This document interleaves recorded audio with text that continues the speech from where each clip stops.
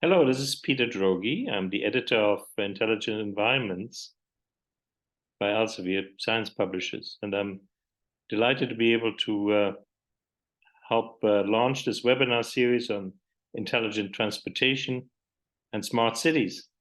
Very important topic that we are now at the cusp of really living in and trying to manage as we try to grasp and get a hold of the climate challenge globally.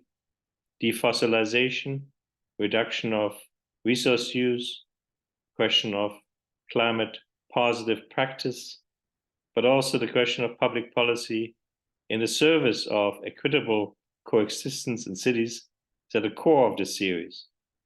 And I'm both honored and delighted to help introduce Dr. Stephen Potter and Dr. Stephen Joseph, the world's most outstanding experts in transportation intelligence that we can be really honored to witness today. I'm looking forward to this webinar, and I'm very much delighted to be part of it. And I owe my absence to a very much unintelligent feature of modern transportation systems, a national strike in Germany, which has me kept from being part of this important event. I look forward to be continuously watching the unfolding sequence of programmatic features that this wonderful team has put together. Thank you very much. Goodbye. Well, myself and Stephen Joseph are declared to be outstanding. I'll just leave that judgment to yourself. Yes, I was involved in the original Intelligent Environments book back in, I think it was 1997, and I might reflect upon that a little bit towards the end. We'll move to the next slide, please, Miguel. Now, we are living in disruptive times. It's plain and simply that. Have just a look at some of these images here, which are from the last few years, and in fact, one of them just from the last few days. There's so many headlines about how intelligent technology and artificial environment is and will change our lives and society. So oddly enough, although you get quite a few gizmos in cars and you get Wi-Fi in buses and the like, to be honest, intelligent environment and intelligent technologies hasn't really had a big, major impact upon transport and travel behaviours as yet. But boy, is it coming. Okay, we've got transition to zero-emission vehicles. We've got AI and autonomous technologies emerging. In some cases, you've got some new service concepts. But I think the big thing is that the people actually determining the trends are the international technology companies. And the picture bottom right, we heard about the strikes in Germany, but picture bottom right is how French taxi drivers welcomed Uber to Paris a few years back. But also the recent announcement a few days ago by the British Prime Minister of looking at, we'll have widespread use of driverless buses by the year 2030 in the UK. Lots of things are happening and emerging, but how might this all play out? And will it really decarbonize our transport systems, which is the big question that's emerging and is there? That's the elephant in our room. Next slide, please, Miguel. So what's the real challenge? There's something interesting here. Government and industry see transport's decarbonisation challenges largely down at the product design level. It's about electrifying vehicles. And if you get your vehicle stock electrified, job done, go home, move our attention to a war elsewhere. No, and hence that leads to initiatives such as saying, well, purchase cost of electric cars is too much. you need big subsidies, you need to have public investment in public charging infrastructure, quite big expenditure responses. But in actual fact, are the barriers, are the real issues at the system level? Thinking about cars, is it the personal purchase model that's a problem? Shouldn't we be thinking perhaps more about leasing models or something like you use for your mobile phone? Or is it an app-led mobility service model? There's lots of questions emerging there. And that's the sort of thing our Intelligent Environments chapter was seeking to explore. And quite interestingly, Miguel and I went and looked at the original chapter I wrote in 1997, and that was making more or less exactly the same point. So let's explore this in terms of looking at our public transport systems. Next slide, please, Miguel. You've got technology changes, you can potentially then have service, and you can have regime changes to the way in which services are organized.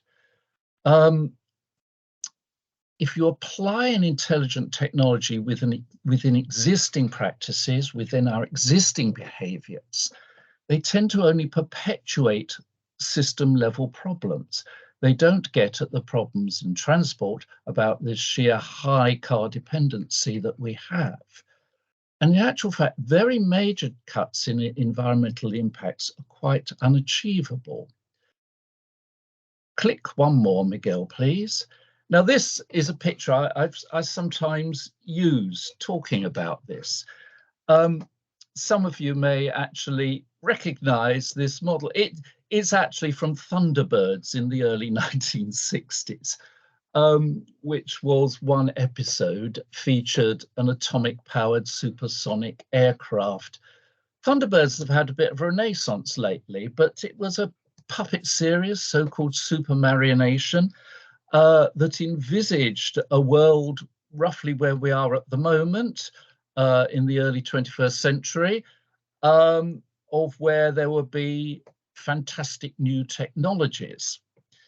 But there were some things that they missed out in Thunderbirds. It was conceived as futuristic technologies, but with 1960s practices and behaviors, and context simply isn't static. And how the interaction occurs between the new technologies and social and behavioral systems is how things really will work out. And that interaction is something that Thunderbirds didn't even contemplate. So you had your nuclear-powered supersonic transport, but people were just sitting there smoking away in their luxury seats. It was purely something for the rich. They assumed things like skiing was something that only the rich can afford. They didn't envisage EasyJet and skiing becoming an activity for the masses. Next slide, next click, Miguel. So are we making this same mistake today? So here's a contrasting image, which was a Christmas card Keith Buchan sent me back in 2014. It's rather a lovely one, but it's in, somebody's making a rustling there in the background. It's a lovely picture. It's a lovely postcard, Christmas card, which not only envisaged autonomous sleightless Santas, I'm not quite sure why he's still got elves, but other ways in which perhaps this technological future with current behaviors may work their way out. I love the white man, no van running at the back and the still late for work lane. Vacuum cleaner into the post box really rather surprises me. I would have thought that there would be no post boxes, but well, this perhaps is the sort of thing that's going on. So let's move on a bit. Next slide, please. Public transport services. Let's have a look at this and we'll explore this a bit more. Use of public transport seen as absolutely crucial for sustainable mobility, much higher use of public transport. Now, conventional approaches have in planning terms for years advocated high density cities to change people's behavior in order that people's travel patterns comply with big public transport systems. But politically, that's been very difficult to put into place. Green has been seen as a trade-off with personal access, quality of life, economy, and it is actually readily marginalised. And we're seeing that happening in politics in the UK at the moment. But there is a long-term systematic problem. And one of the long problems is in the system design. Fixed route public transport services actually struggle to serve modern patterns of mobility demand. Those patterns have been influenced by the rise of the car and increasingly dispersed in space, time, and across cross functions.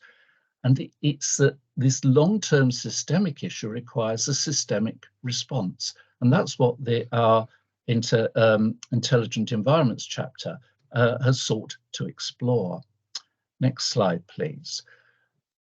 But there are things going on. There's lots of interesting things happening at the moment.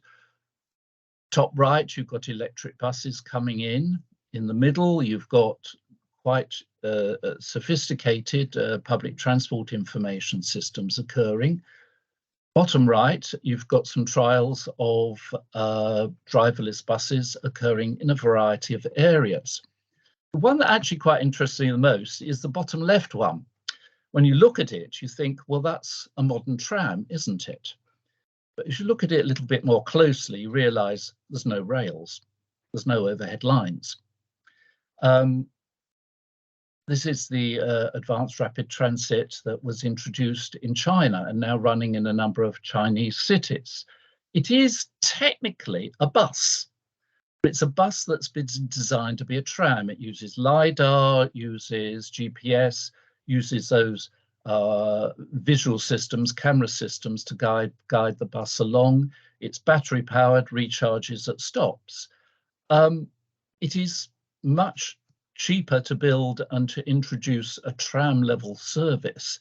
That was actually introduced within a year of the trials. You just cordon off sections of road, paint white lines on it, and the vehicle works. And it does work actually extremely well. Next slide, please. But do we need to go beyond these product level things? Do we need to actually be looking at reinventing public transport if it's to actually have a major role in the future? These product level innovations, yes, they could revamp route services in some areas. They could actually make tram systems much cheaper to implement. But to address more modern mobility demands, do we really need a redesigned public transport model? Now, autonomous vehicles have attracted an awful lot of attention of late, and here you've got a couple of examples of them. An early example was the Heathrow pods, which ran on segregated systems between car parks and Terminal 5. But more recently, you've got the Cruise, you've got the autonomous driverless taxis running around in San Francisco, which are really very expensive and can quite easily be disrupted. There are more available IT developments that permit a quicker and much more economical approach, which could actually represent, rather than being the high level of technology developments, could be a more practical transition path towards more technologically advanced and new service designs. And we're starting to get some things happening in that area as well. What I'm just going to briefly talk about is demand responsive transport, and I think Stephen's going to pick up an example of this fairly soon, the Hearts Link one, which features in these pictures here. These are services that don't operate on fixed routes. The Milton Keynes Connect one actually uses taxi scale vehicles and operates actually under private hire car cab regulations. All of these modern ones use Uber-like apps. Users book a trip from a pickup point to a drop-off location. There's no fixed routes. They serve the trips according to demand of the passengers in real time. These have become economically viable because they use existing software from big IT companies, which have developed the software, the booking and scheduling software for the cab companies throughout the world. These subsidies do need these services do need a subsidy because there's only one driver to a relatively small number of passengers. The driver is almost the major cost. But where you have got services that need subsidies anyway, it's less, the cost is less than running a fixed route service. Next slide, Miguel, please. I think it's important that we explore opportunities for such systemic innovations rather than throwing all our attention and money into big advanced technologies. These new different service models have their strengths and weaknesses, and we're in a period of turbulence where both you've got products providing mobility and their service systems competing with each other. And there hasn't been a situation in this for ground transport for over 100 years, which is why we're in this period of disruption.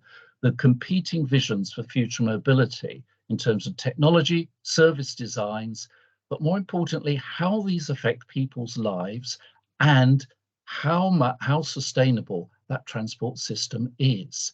And I think that these are the sort of areas that really, really need research and policy attention. This journey's only just started.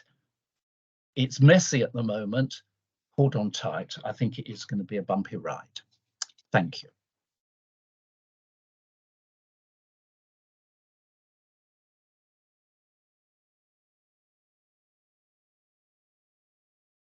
Over to you, Miguel. So Steve, I will leave that slide in there for a second. And I see we have a few questions. Let's see, we will take 5 minutes for questions because then we will have discussion at the end. And I think one hand was by Elena. So Elena, if you want to go ahead, ask the first one. I'm sorry, I wanted to applaud actually, so I'm so sorry about that. I see. Applause. So thank you for the interesting talk. Okay, I'll accept your applause. In that case, thank you, Elena. And we move on to the second hand, which I think was Mauritius. That, to be honest, it was a mistake. I wanted to clap, and but instead I raised the hand. I'm very sorry. In that case, we will save the questions to the end. Please make a note of the article in the conversation for more information on this. And I guess we will just give 30 more seconds in case anyone has a question. I saw another hand. If that was a question, go ahead. If not, in 20 seconds now, we move on to our next presentation. With that in mind, I will stop sharing my screen because I think Stephen Joseph wants to control his own. Yeah, I can share mine. If that's all right. His own slide. Yes, I stopped sharing, so hopefully you can share now. Okay. Can you see that? And there it is. Yes, we can. Great. I can see it. Good. Thank you. Right. Perfect. Well, I'll mute my microphone and please go ahead. Thank you. Well, I'll. It's as Steve said. Actually, some of what he said goes very nicely into mine. Just a brief word about me. Steve and I have known each other for a very long time because I used to run the Campaign for Better Transport, and Steve used to help with various projects, particularly around transport taxation and so on. But I'm now a professor at the University of Hertfordshire's Smart Mobility Unit, which is a newish unit. It's about 5 years old. In the School of Life and Medical Sciences at the University of Hertfordshire, we do teaching. We've got a new master's in transport planning. We have a data unit. We do research, which I'll talk a bit more about in a minute. The university also runs its own bus company, UNO, which has 105 buses spread across Hertfordshire, but also Cranfield and Northampton universities. We do consultancy, we do seminars and workshops, and we do a lot of multidisciplinary work. Some of the people involved, like Maurizio, are on this webinar, and we link up with other bits, centres across the university. Just a brief word on this. Something we haven't quite said, and we probably should, is that transport is now the main source of carbon emissions in the UK, and they're increasing. That's not just a UK thing, that's more general across the, it's true in the US, I think.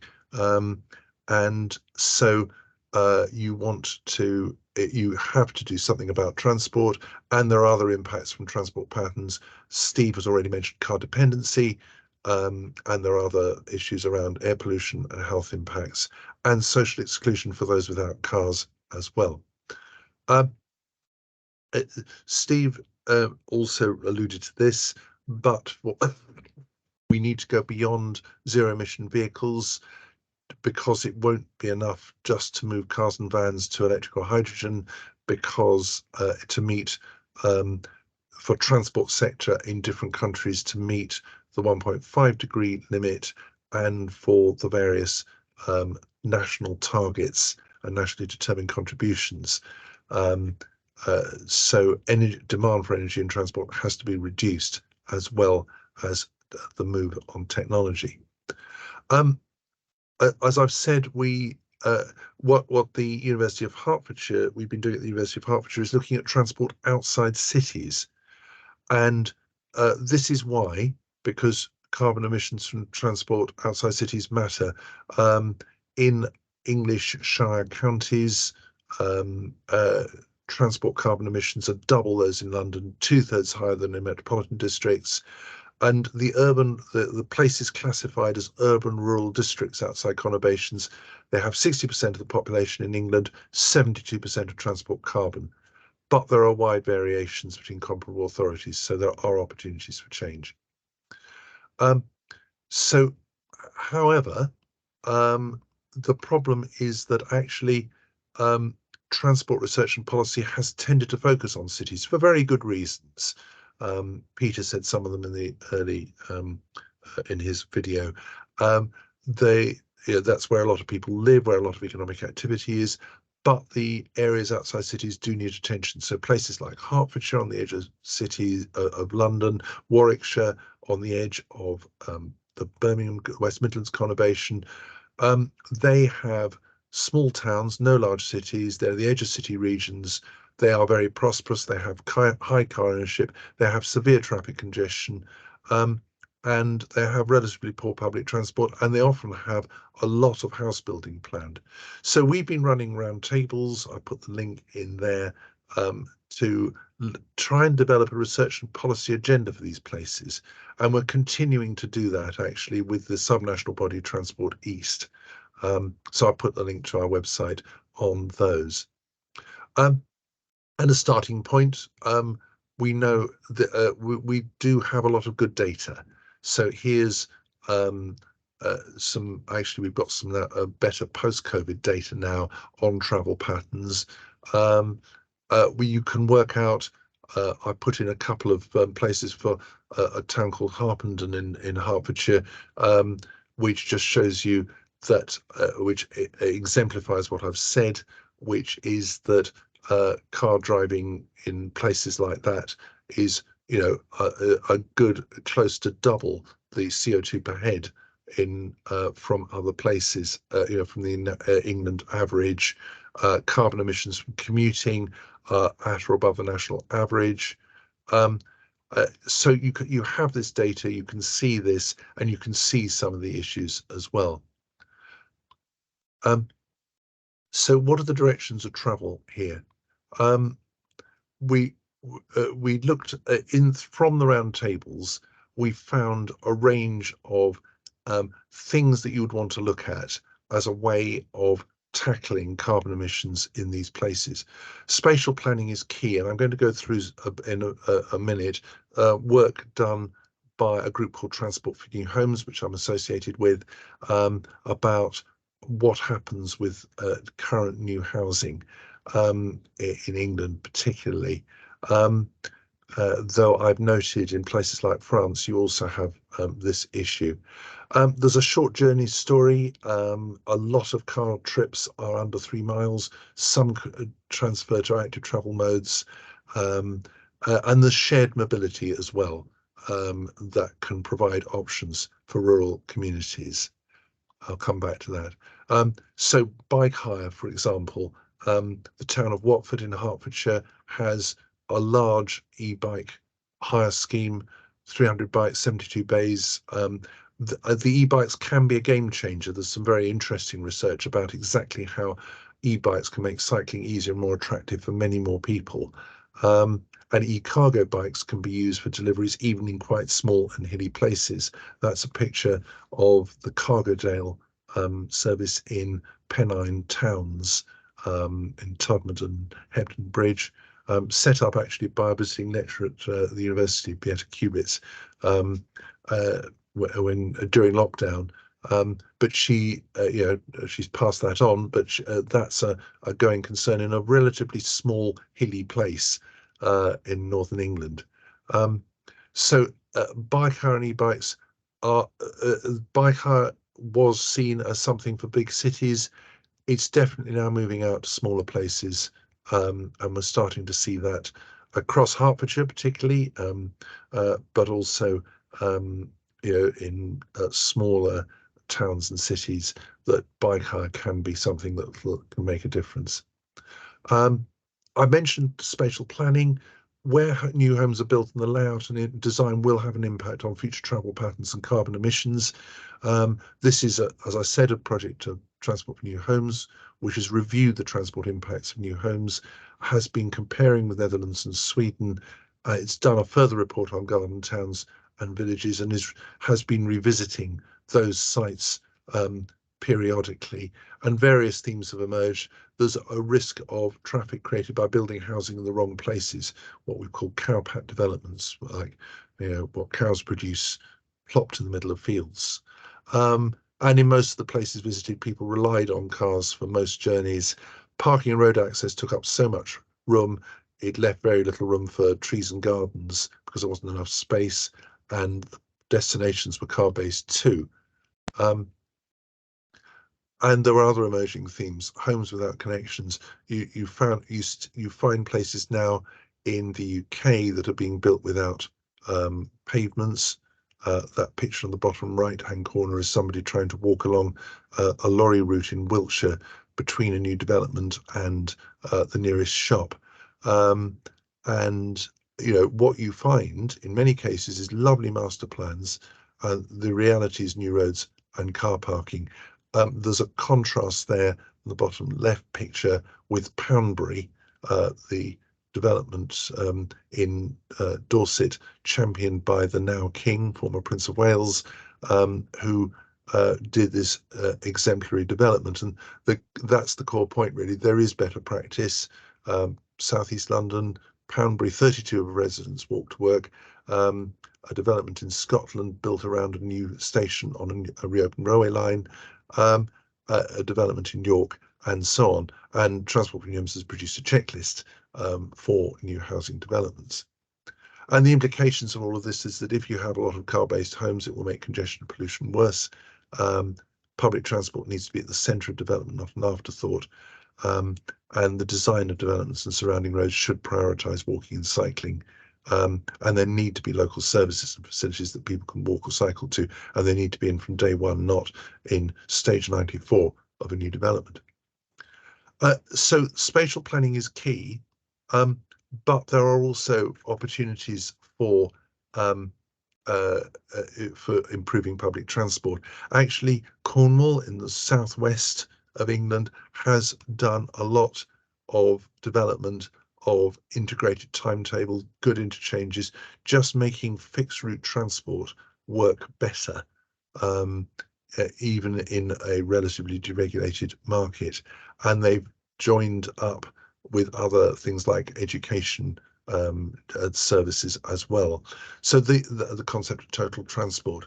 So these seem like opportunities and I'll just say a little bit more about Cornwall in a minute. And then there's demand responsive transport.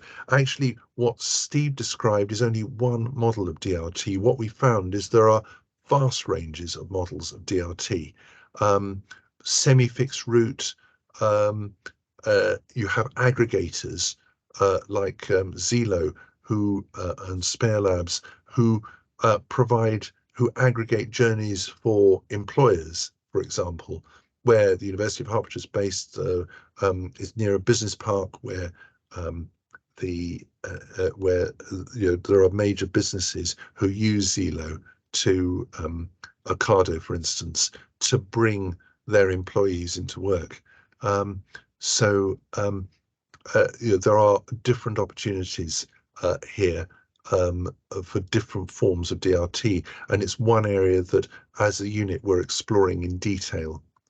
I mentioned Cornwall. They've got a very interesting public transport system. They've been integrating bus and rail, starting to do ferries as well, micromobility and so on. So for a relatively rural area, they've done really quite a lot in terms of integration, and they built it in like this into their corridors. It's difficult to see that, but those little yellow icons represent travel to work trips, new housing, and so on. So they're trying to locate their new housing around these public transport corridors, rail and bus. Steve referred to the Herts Links. This is an DRT service that's been running since 2021 in North Hertfordshire. It's provided, the operations provided by the university's UNO bus operation. The software is provided by the group Padam, which is a subsidiary of Siemens. It's an on-demand service. It does have an app and website. It also has a phone because some people still want that. They're really, and you can see from that little map that it's sort of a free-floating operator zone within those areas with the hub towns around it, and it connects that rural area, the hub towns around it. Just to give a sense of the what it's meant in terms of public transport accessibility, the map in the top left-hand corner shows the kind of public transport accessibility that was available through previous fixed route services, and you can see outside those star areas with red stars, relatively little public transport was available. With Herts Links on the map on the right shows that public transport accessibility has become much greater, and shorter journey times than fixed line. And the most interesting from a carbon perspective is that the highest user groups are students, 60, particularly over 16, who are going to a college in the middle of the map, a town called Buntingford, who were previously driven by their parents, and rail commuters who previously drove to stations from these villages now use the links to do that. And the platform has now migrated, the technology platform now includes the previous Hertfordshire Dana Ride services, and there is a plan to include other services like school travel, community transport, opportunities for non-emergency patient transport, and so on. So you have an integrated service for a largely rural area. This is all, still being worked out, a lot of it. People are experimenting with this and other areas. A key thing from our work in terms of carbon is the need to tackle journeys to work. I mentioned the data on that, and working with employers to move to net zero commuting. There's a group called Mobility Ways that we've been working with, who created this A-cell dashboard, which looks like the kind of thing you find on fridges, but will measure the average commuter emission levels for an area or a firm, and will help employers move to net zero commuting with bespoke bus services, adjusting existing buses, but also car sharing.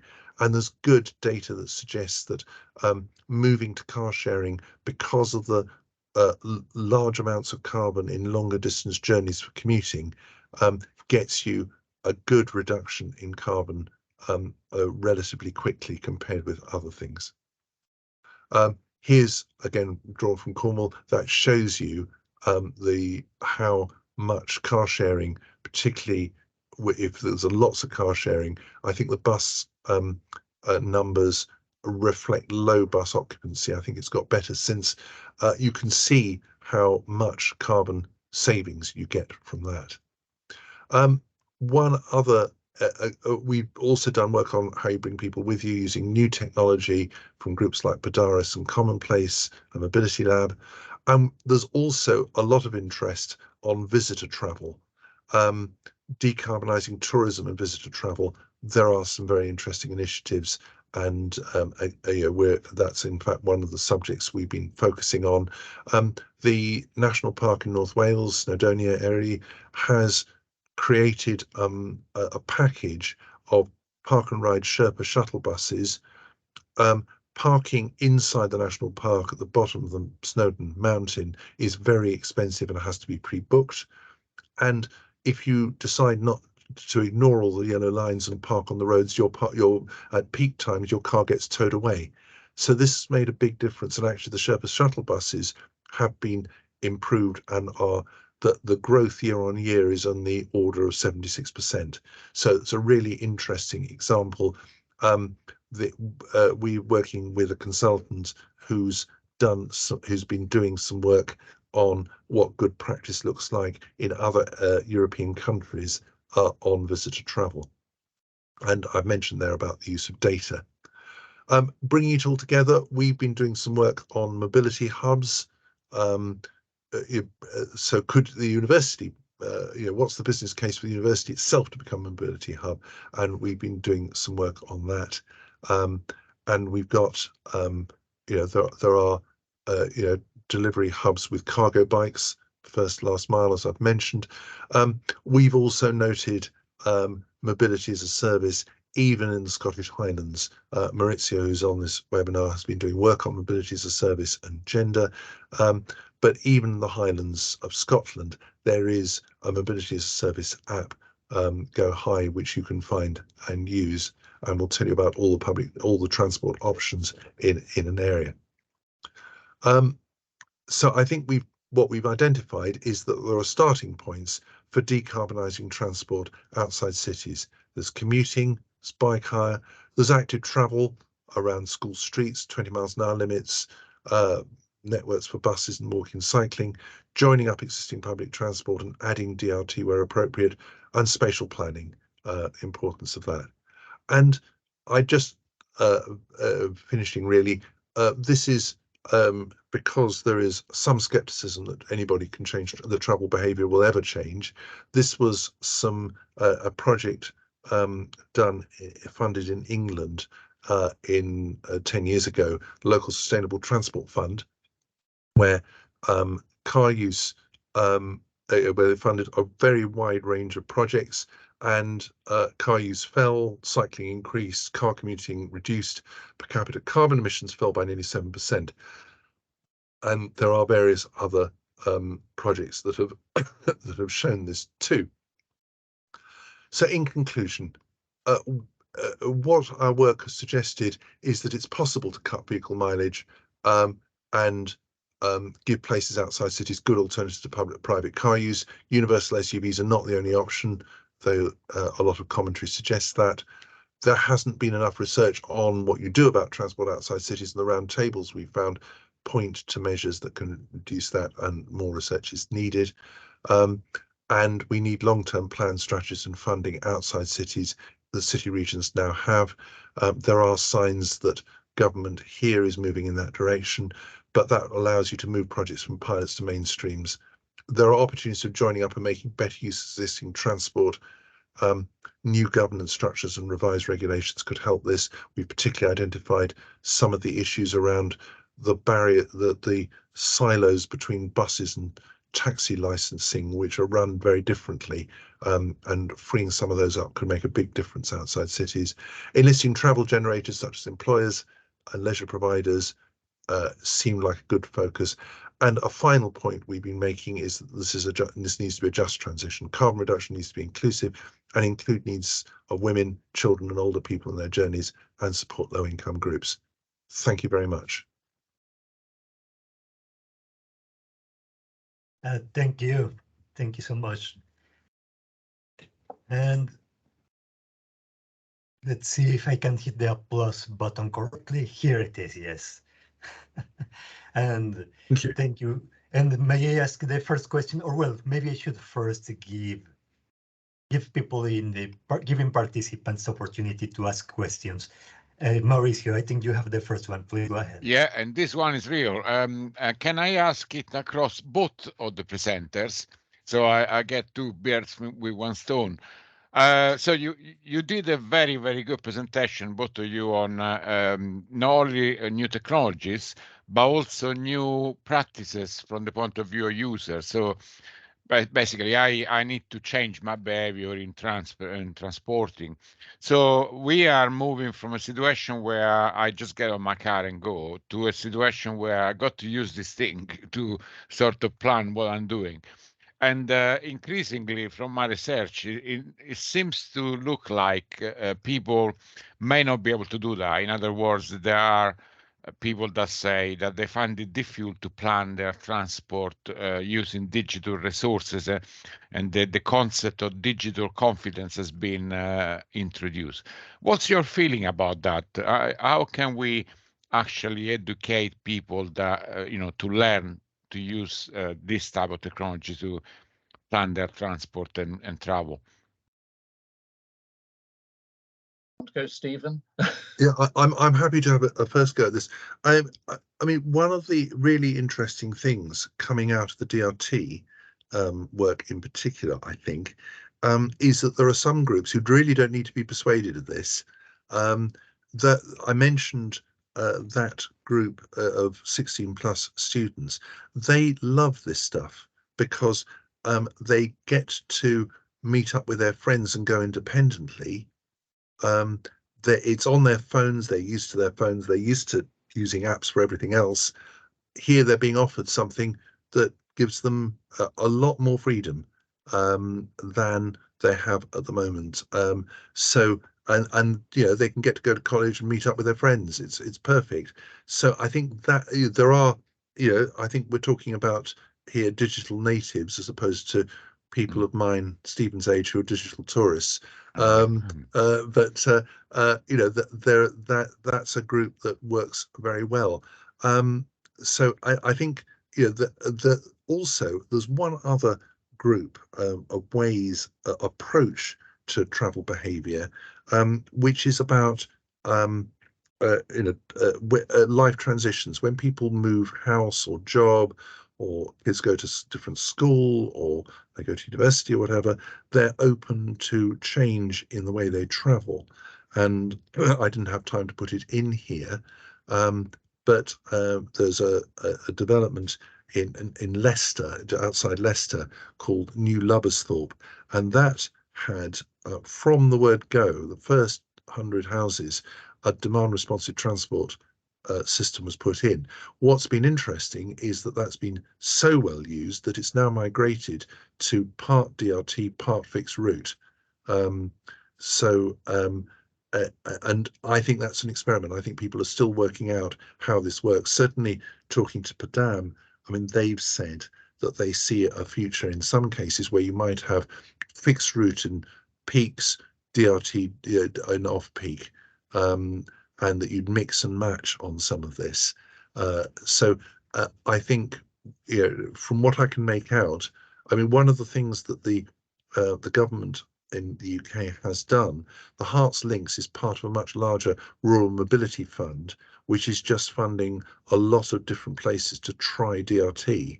And I went to the conference with of the different groups, and the local authorities are reporting lots of unexpected results. Some services that they thought were going to be mostly used during the day are used in the evening. There's lots of outcomes from this, which I think exemplifies the point that Steve was making about new service provision. This is a time of disruption. We don't know what's going to happen. But I think we can say in some of these cases that there is carbon reduction going on because car journeys are being replaced, and that some of the people that there's some enthusiastic take up of some of this. And what the service provision and design looks like is still being worked out. I've heard this, by the way, the University of Hertfordshire has links with people in Freiburg, and they're experimenting, they're in exactly the same place. So anyway, that's a long answer, but I think the signs are good.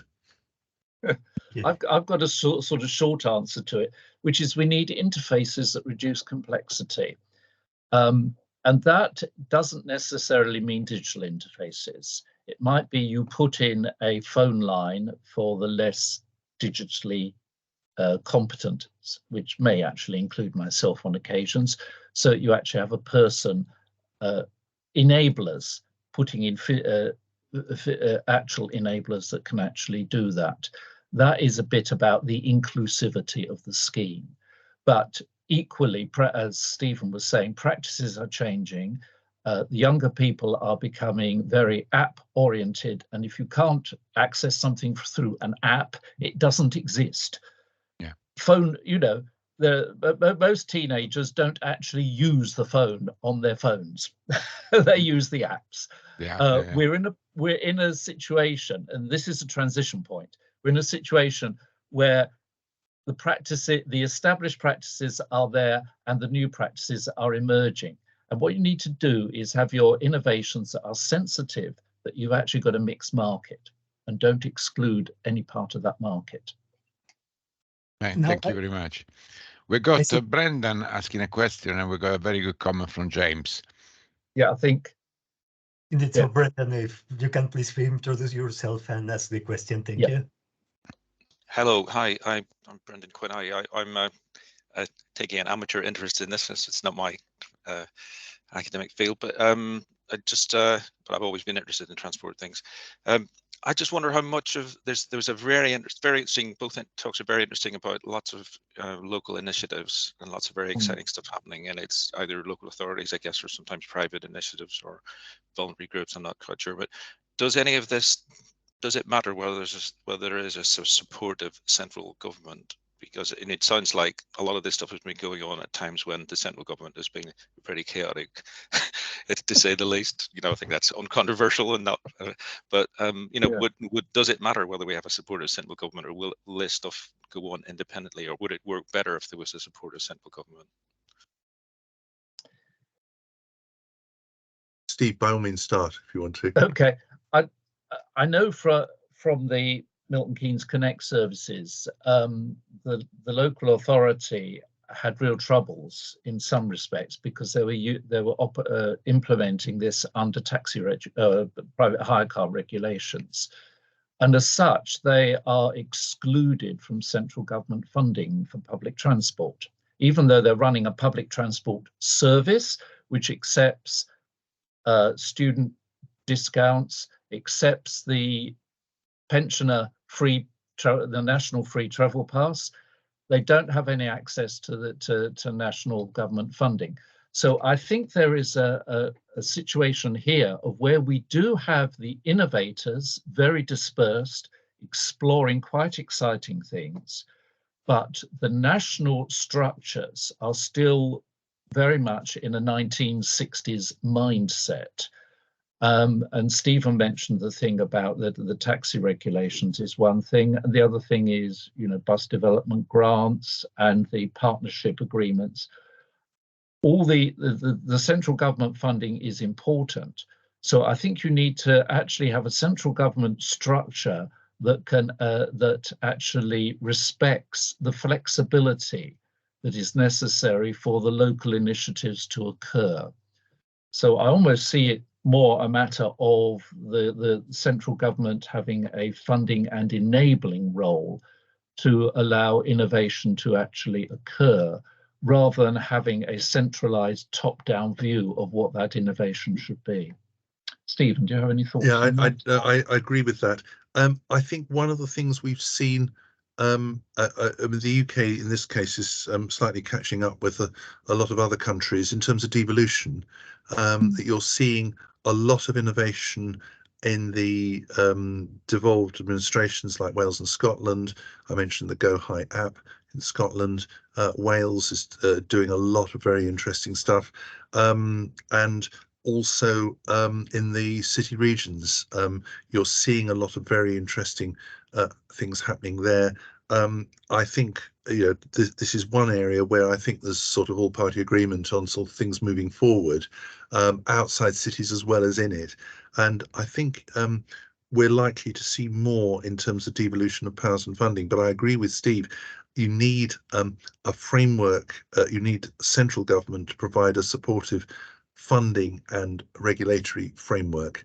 The taxi licensing thing, actually what we suggested in one case was a sort of regulatory sandbox, a bit like the licensing of e-scooters here, which have been allowed on license and as an experiment. We thought it would be interesting to try a regulatory sandbox in an area where you basically let, I think we calculated, one person calculated there were 9 different regulatory regimes covering forms of transport in rural areas, and it would be quite a good idea to try and see what would happen if you could blur those and do something different. But long-term funding and some kind of enabling regulatory framework seems to me very important. Yeah, we can hope. Thank you very much. Thank you. Thank you so much. I see that we have 2 minutes left in the meeting, so I am maybe worried about taking another question and overrunning, because this has been framed as a lunchtime seminar. I think it is very important to finish on time. So we'll just say thank you, everyone. In the chat, there are some very good reflections. Please have a look at the chat. You will also see there my email for suggestions for the next webinar.